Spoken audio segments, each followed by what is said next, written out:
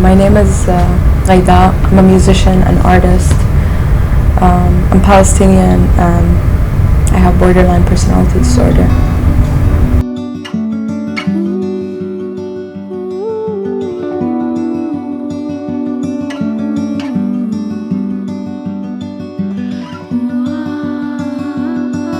To me,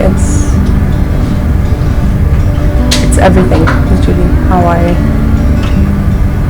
act, how I talk, how I see stuff. Sometimes I don't like saying it, or I don't like to say, or I have it because of how social media, TikTok and stuff,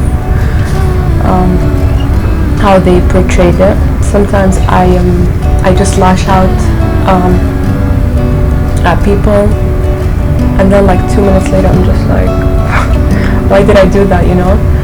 And you have to just, it's like a cycle. You have to go back and apologize and explain why you did that, and it can be really exhausting sometimes.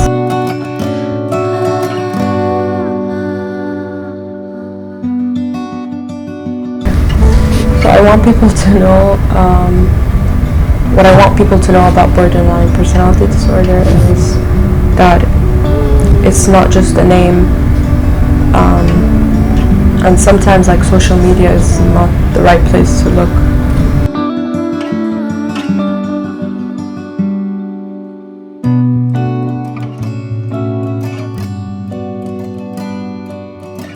This was based on a picture. I copied the picture,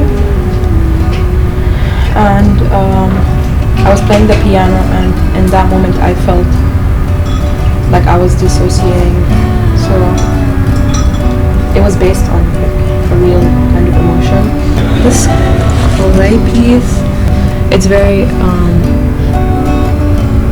fragile in a way, moldable, malleable, and it's based on a clown because I wanted to work on clowns. I did some sketches and I just started working. My professor actually told me to create 2 more or 3 more clowns, sculptures like this, but I didn't want to because it's just there alone, and it's very special. I don't want to create more and uproot that meaning out of it.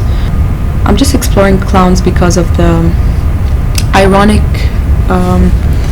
kind of image of clowns, how they're always laughing and making people laugh and smile, but I want to make it a sad clown.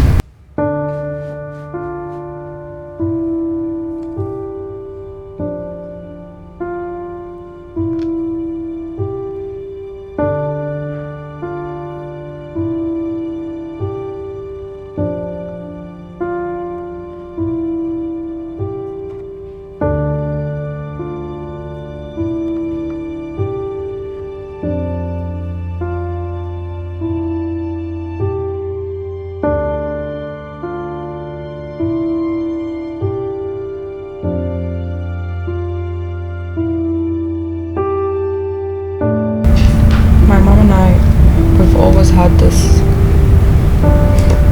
like weird relationship where we're friends, and the next day she doesn't like a specific thing and we start fighting, and I'm a very stubborn person, so, and she was always the main, like the center of everything. She knew about a lot of stuff but was oblivious or just managed to not understand it, even though she had a sense of what's going on. She just didn't want to face the truth or like what's actually going on. Like I'm very sensitive like her, and like we both cry easily, so I found that weird how we both like are on the same page, but at the same time she manages to not, sometimes be on my side. So I had a dynamic kind of. I was the odd one all the time, and like I wasn't being understood, even just a little. And I used to always fight with my family members. We used to fight like all the time, and it used to be physical. If I wanted to harm myself in a way, in any way possible, like not only physically but in another form, I always had like a sense of fear from my parents. So I actually almost was hospitalized. I called them myself when I was like 15.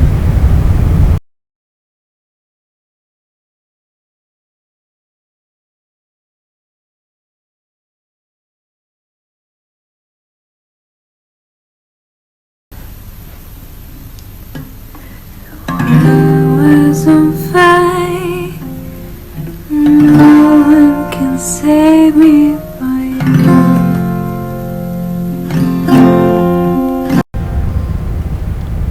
I used to always like collect like medicine in the house,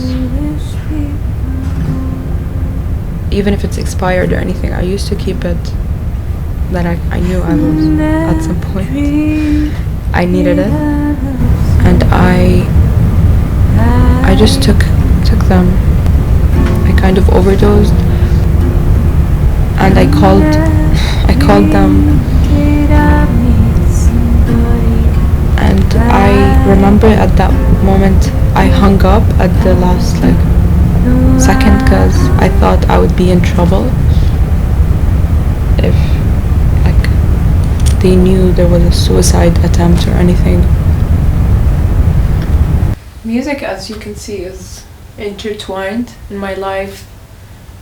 I would say it's the biggest part in my life. It's everything. Actually, like 2 hours ago,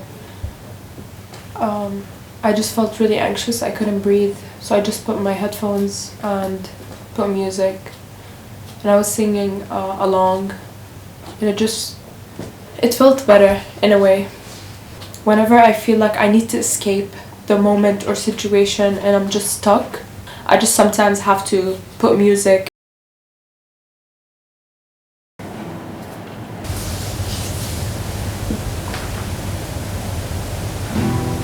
And the other hand slowly trotting, slowly taking. Yeah, the song means a lot to me. I feel nostalgic mostly, I think, and I'm just kind of thinking about the days when I used to play the song on that bed.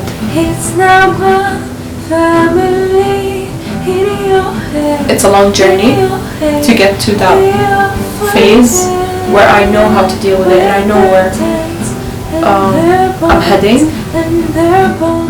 A friend always tells me, like, you inspire me to speak up and express myself through art without censorship, without being restricted in a way. And that always that stayed with me. I always think about it. I like inspiring others, you know.